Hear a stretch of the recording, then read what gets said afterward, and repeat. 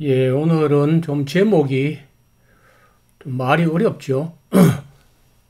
교정서신의 부정문장. 내가 제목을 해놓고 봐도 참 생소하고 낯설고 이상하고 어렵고 좀 그렇습니다. 그래도 무슨 쉽게 설명할게요. 교정서신이라는 것은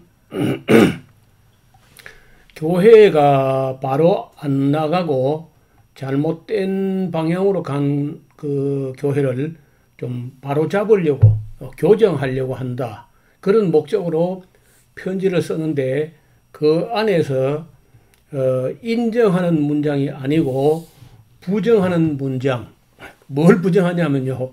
방언을 긍정하거나 인정하거나 하는 게 아니고 부정적으로 보는 문장이 있다는 겁니다.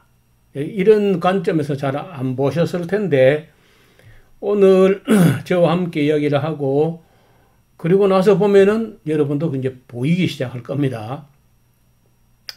자, 이게 우리가 몸에 안 뵌 사람들, 몸에 익숙하지 않은 사람들은 성경을 목사가 설명을 풀어주면은 좀 보이고 그냥 읽으라 그러면 그냥 안 보이는 걸로 모르는 걸로 이렇게 이제 몸에 배 이런 게 아주 습관이 됐다는 거예요. 그렇게 해서는 안 됩니다. 이제는 목사가 읽어주지 않아도 목사가 설명하지 않아도 성도들이 성경 읽으면 그게 다 이해가 되고 믿어지고 그렇게 해야 돼요. 그래서 목회자만 성경을 볼 수 있는 잘못된 거야. 그건 미신이지 그 신앙이 아닙니다. 옛날에는 교황만 성경을 바로 볼 수 있다. 그건 미신이거든요. 그건 신앙이 아니야. 모든 성도들이 오늘처럼 학벌도 높고 그만큼 초등학교부터 중학교, 고등학교, 대학교까지 국어 실력을 닦아왔다면은 어지간한 성경은 다 그냥 읽을 수 있어야 돼요. 그래서 긍정문인지 부정문인지 그런 정도는 읽어내야 되거든요. 자, 조금 더 이야기를 해봅시다. 교정되어야 할 교회, 즉 교회가 잘못된 교회가 있거든요. 예나 지금이나 세상에서 한번 봐요. 세상에서 자기 교회 이름을 고린도 교회라고 짓는 교회 잘 없죠. 에베소 교회라고도 잘 안 지을 겁니다. 두아디라 교회도 잘 안 지어요. 갈라디아 교회도 잘 안 짓고 빌립보 교회라고 이름 짓지도 않고 사대 교회, 라오디키아 교회 이런 거 잘 안 지어요. 반면에 이제 혹 안디옥 교회, 서머나 교회, 빌라델피아 교회, 갈릴리 교회 이런 이름들은 교회가 사용하죠. 자기가 안디옥에 있지 않으면서도 안디옥 교회, 전주 안디옥 교회, 광주 안디옥 교회 하잖아요. 서머나 교회, 빌라델피아 교회, 갈릴리 교회 이런 것은 여러 교회 이름으로 사용합니다. 자, 그럼 고린도 교회 안에 많은 문제가 있었고 책망을 받은 교회였으며 교정 대상이 되는 교회였기 때문에 일반적으로 자기 교회 이름을 고린도 교회라고 잘 안 짓습니다. 고린도 교회 문제가 여러 개 있는 중에 가장 심각한 문제 몇 가지가 있는데 첫째는 알아들을 수 없는 방언이 문제였고 디도와 바울이 가서 없애버렸던 그 이상한 방언 문제 이게 큰 문제예요. 그리고 이제 고린도 교회를 어지럽게 했던 방언을 따라 하려는 것도 참 오늘 교회들도 이게 참 문제입니다. 사실대로 말해보자면은 오늘날 교회들 중에 방언을 하고 있는 교회들은요 다 교정 대상이야. 바로 잡아야 돼요. 그냥 두면 안 됩니다. 방언을 한다고 자랑하는 자들이 있다든지 환상을 본다든지 계시를 받았다고 한다든지 예언을 한다고 막 설쳐대는 사람이 있다면요 그 반드시 지켜보고 교정돼야 돼. 잘못된 교회입니다. 이 다음에 이제 예언 문제도 한번 또 제가 예, 뭐 이야기 진행되는 거 봐가면서 한번 다루려고 하는데 예언은요 성경에 나오는 성경에 기록된 예언 외에는 믿으면 안 됩니다. 따라가도 안 되고 그런 예언을 해도 안 되고 그거는 예측이지 그건 예언이 아니야. 예언은 계시를 받아서 기록한 것이라 하는데 오늘날 어떤 사람이 계시를 받아 기록했다 손쳐도 다 대부분 가짜입니다. 그 믿을 이유도 없고 믿지 않아도 그런 점 가지고 책망받지는 않습니다. 지금까지 성경 외에 예언을 한 사람들 치고 그 예언이 적중하거나 맞았던 적은 없어요. 또 맞았다고 해도 따라가면 안 돼요. 왜냐면 귀신도 가끔 맞히거든요. 그런 거 따라가면 안 돼요. 우리가 알아야 할 일은 과거, 현재, 미래에 우리가 알아야 할 일은 이미 성경에 충분히 기록되어 있어요. 성경에 기록되지 않은 거는요. 몰라도 되고 모르는 게 더 좋을 수가 있어요. 그래서 성경에 예언을 안 한 겁니다. 따라서 예언을 한답시고 설쳐대는 것들은 막 거의 다 가짜다. 목사든지 누구든지 간에 가짜다 이래 봐도 괜찮아요. 그런 걸 믿을 이유는 없습니다. 웨스트민스터 신앙 고백이나 우리 장로 교리는 그런 거 영접하지 않습니다. 뭐 이상한 군소 교단이나 잘못된 이단 사입이나 이런 데서는 몰라도 지금 우리가 정상적인 교회에서는요 누가 예언한다 그러면 그거 믿으면 안 돼. 따라가도 안 되고. 자, 그래서 지금도 고린도 교회뿐 아니라 지금도 교정되어야 할 교회는 많이 있습니다. 자, 서신부터 조금 분류를 해보면 이렇습니다. 먼저 우리 그 신약 27권 중에 서신들이 대부분인데 교리 서신이 있어요. 로마서, 에베소, 골로새서, 요한일서 이런 거는 기독교의 중요한 교리를 담고 있어가지고 교리 서신이라 이렇게 말을 합니다. 그 다음에 교정 서신은 데살로니가 후서, 고린도전서, 후서, 갈라디아서, 빌립보서 이 교회에 심각한 문제가 있는 교회들이야. 그래서 이런 편지는요 교정 서신이 한다는 거예요. 격려 서신 지금 잘하고 있지만은 더 잘하고 계속 잘하자. 살전 배전. 통보 서신 곧 내가 방문하겠다.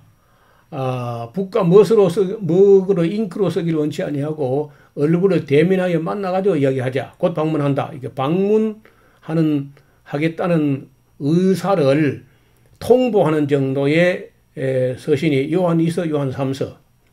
경계 서신 이단 사이비가 이단자들이 설쳐대는데 조심해야 된다. 베드로 후서, 유다서. 당부 서신 개인적으로 부탁할 일이 딱 있어서 그 점을 콕 집어서 빌레몬이라는 목회자에게 바울이 쓴 빌레몬서 같은 서신이 당부 서신. 권면 서신 신앙이 좀 잘못돼 가고 있어요. 히브리서, 야고보서 이런 서신은 신앙적으로 좀 문제가 있다. 행함도 없는 죽은 믿음을 가지고 오직 믿습니다 이런 말을 한다든지 옛날 그 유대교로 돌아가려고 한다든지 이런 매우 잘못된 사람들인데 그 똑바로 믿으라. 권면하는 서신. 그 다음에 지도 서신 혹은 목회 서신이라고도 하는데 선배가 후배에게 스승이 제자에게 지도하는 특히 교회에서 인사 문제 장로나 집사를 세울 때 극히 삼가고 조심하고 인선을 할 때 정말 잘 살펴봐야 된다. 그래서 디모데전서, 디모데후서, 디도서 같은 이런 서신을 우리가 보통 그 목회 서신이라고도 하고 지도 서신이라고도 해요. 자, 교정 서신이란 말이 여기 보는 대로 틀어지거나 굽은 것 혹은 결점 등을 바로잡으려는 목적으로 기록된 서신들을 교정 서신이라고 분류합니다. 고린도 전후서는 대표적인 교정 서신이라. 그거 뭐 배울 거 있는 게 아닙니다. 거의 그 고린도 교회로부터는 배울 게 없고 교정될 일들만 가득해요. 10가지나 11가지나. 그러니까 그 중에 방언 문제는 뭐 우리가 다 지켜본 대로 굉장히 심각한 문제인데 그걸 따라 하겠다고 배우겠다고 랄랄랄라 롤롤롤 하는 거 보면요. 참 끔찍한 일입니다.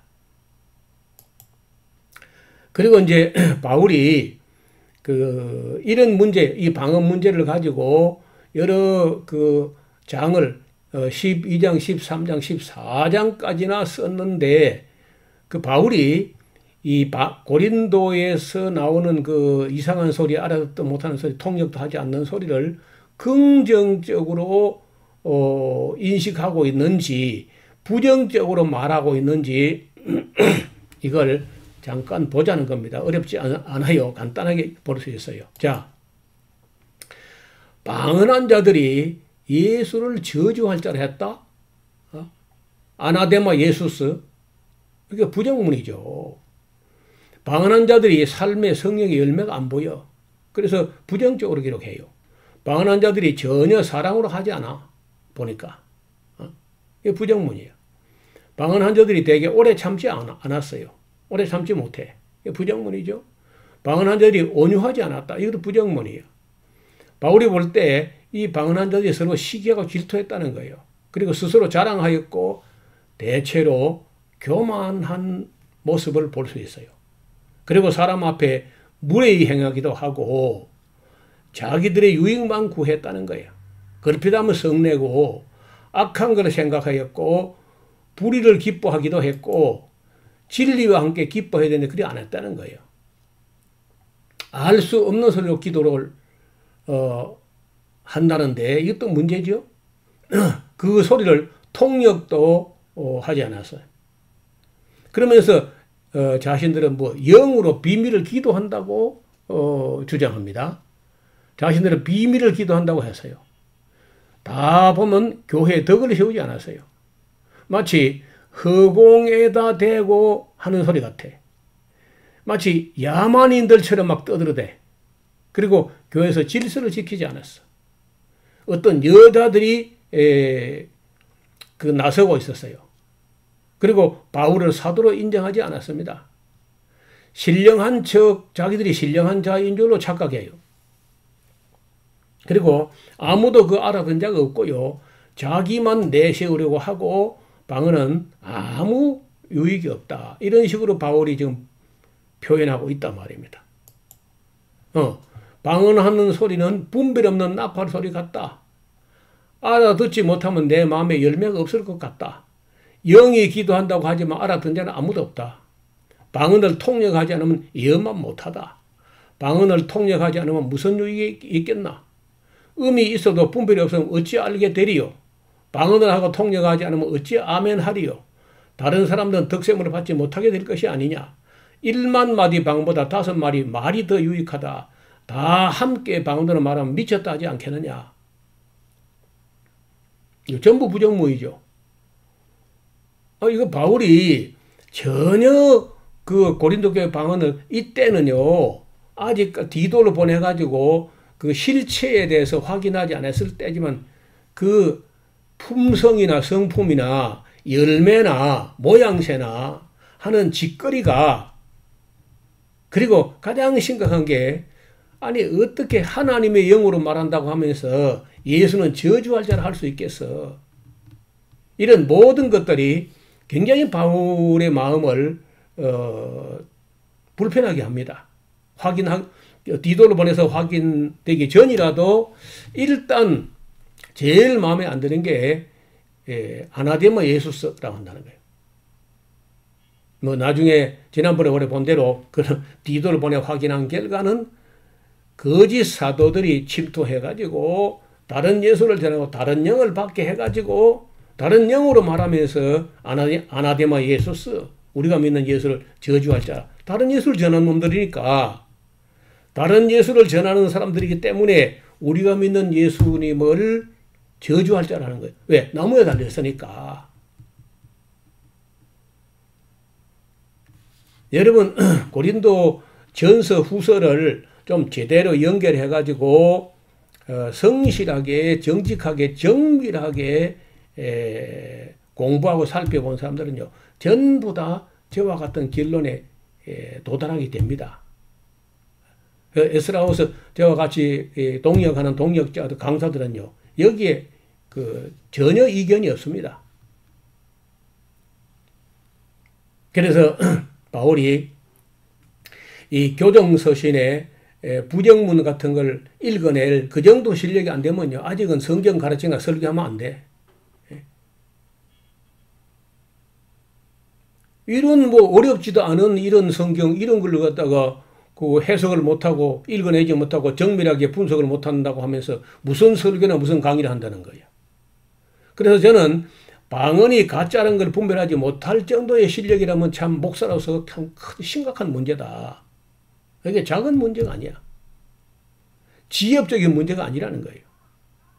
근본적인 문제고 본질적인 문제예요. 제가 주석들도 신약 주석들 여러 가지가 있는데 보면요. 대부분이 안 보인 거예요. 이 주석을 쓰는 사람들도 고린도 교회에 있었던 이 실체에 대해서 거짓 사도들이 무슨 짓 했는지, 거짓 사도들이 가서 뭐, 교회에 덕을 끼쳤을까요? 이 교활한 일꾼들이 고린도 교회에 가서 무슨 악 영향을 끼쳐가지고 어떤 결과를 초래했었는지에 대해서 거의 연구가 안 돼 있더라고 보니까. 그러니까 서양 신학자들이 뭐 제대로 안 줄 알지만 아니야. 그런 대단한 실력이 있어 보이는데 그게 안 보인 거예요, 사람들이 어떻게. 바울은 고린도전서 12장, 13장, 14장까지 3장의 문서에서 고린도 교회 방언에 대해서 이렇게까지 부정적으로 말한 것을 보면 바울이 아직 직접 확인을 해보기 전부터 고린도 교회에 나타난 이상한 방언에 대하여 일말의 회의를 갖고 있었고 매우 부정적으로 생각하고 있었다는 것을 우리가 이 바울 문서 12, 13, 14장을 읽어보면요. 12장 첫머리부터 14장 끝까지 바울은 방언에 대해서 매우 부정적으로 말하고 있는 거예요. 어떤 장로님이 방언 한 40년 했대요. 중학생 때부터 방언을 해가지고 지금 50대 중반까지 방언을 한 거야. 그러니까 뭐 한 40년 한 거죠. 매일 1시간, 2시간씩. 그래서 저를 만나가지고 세상에 방언이 가짜라니 이거 어떡하나 하고 고민을 하면서 노목사 말이 틀렸겠지 하고 뭐 나를 이겨보고 꺾어보려고 제법 준비를 하고 고민하고 이제 하는데 하면 할수록 혼란에 빠지는 거야. 하다 안 되니까 이번이요. 자기 딸이 그 장로님 따님이 서울의 대치동에서 논술 교사를 하고 있다는 거예요. 그래서 이제 그 고린도전서 12, 13, 14장을 딸에게 논술 교사하는 딸에게 야, 너 이거 한번 읽어봐. 뭔데요? 왜요? 아니 한번 읽어봐. 읽어보고 나서 내가 물어볼 거야. 그래 읽어보고 왔더라는 거예요. 근데 물어보겠는데 여기 지금 사도 바울이 지금 고린도전서 12, 13, 14장에서 이 방언을 하라고 하는 말이야? 하지 말라고 하는 말이야? 네가 읽을 때 어때? 하니까 하지 말라는 말인데요? 그렇거든 거예요. 아이고. 그래서 역시 논술이 필요한 것 같습니다. 국어 실력이 필요한 거야. 영적인 거는 놔두고 이 성경을 읽어내가지고 읽어서 거기에 부정문인지 긍정문인지 그런 것 정도는 읽어내야 돼. 뭘 어찌하라는 말인지 그런 정도는 이해가 돼야죠. 그래야 뭐 교회 앞에 서든지 설교를 하든지 아니면 강의하든지 할 수 있을 거 아니야. 저는 뭐 다른 의학은 실력이 많이 딸리고 부족하고 하지만은 국어만큼은 좀 점수를 받아서 늘. 그래서 지금도 국어에 관심이 많고 내가 특히 우리 국어를 사랑하는 우리 말이 참 너무 아름다운 말이야. 글도 아름답고 말도 아름다워. 저는요 하나님께 감사, 그 다음에 세종대왕께 감사야. 너무 감사한 일이. 그래서 제가 뭐 번역 잘못된 문제라든지 교회가 해석 잘못하고 있는 거라든지 오해하고 있는 문제, 이런 이야기를 끝없이 제가 찾아서 드러내는데 그걸 이제 일하니까 저와 생각을 달리 했던 분들이 처음부터 끝까지 다 들어보기 힘드니까 부분적으로 듣고 또 오해하고 듣고 뭐 이기적으로 듣고 해가지고 꽤 저 이야기를 두고 마음이 불편한 사람들이 많이 있는 것 같아요. 그래도 제가 왜 이 이야기를 이렇게 애타게 하냐 하면요, 너무 중요하기 때문에. 이 잘못된 방언, 영적으로 잘못된 방언을 받게 되면 큰일 나는 수가 있기 때문에 이렇게 애를 태우는 겁니다. 이 다음 시간에는 그러면 여러분 중에 방언을 받은 사람들 중에 가짜 방언을 받은 사람들이 있고 또는 악령의 방언을 받은 사람이 있을 텐데 그 방언이 가짜라면 어찌 되는가? 어떻게 해야 되는가? 어찌 되는가? 이런 문제도 심각하잖아요. 이 다음 시간에 그 문제를 좀 다루어 보려고 합니다. 좀 부담되는 얘기죠. 내가 받은 방언이 가짜 방언이라면 어떡하는가? 우리 성도들이 하고 있는 방언이 가짜라면 어찌 되는가? 목사인 내가 가짜 방언을 해왔다면 어찌 되는가? 내가 가짜 방언을 교인들에게 선동했다면 어찌 되는 것인가? 이 작은 문제가 아니죠. 그냥 덮어둘까요? 이거 너무 불편하니까 뭐 그 말하지 말고 그냥 덮어 넘어가자고? 그럴 바에야 뭐하러 제가 이렇게까지. 지금 제가 스물 몇 개의 파일을 지금 올렸잖아요. 20분씩 해가지고. 그럼 500분이나 했는데 그건 뭐 9시간 정도나 이렇게 검증을 해왔는데 그 다 덮어버리면 뭐 하려고 제가 이런 일을 하겠어요. 아무리 부담되고 아무리 불편하고 진실이 때로는 불편할 수가 있습니다. 진실을 안다는 거. 그래도 진실을 알아야 되고 밝혀야 됩니다. 거짓 방언은 척결해내야 돼요. 디도처럼 바울처럼 잘못된 방언은 척결해야죠. 교회에서. 자, 오늘 또 시간이 많이 가서 이만큼 말씀드리고 다음 시간에 방언이 가짜라면 실제로 우리가 어떻게 해야 되는가 하는 문제를 가지고 다음 시간에 같이 고민해 보도록 하겠습니다. 감사합니다.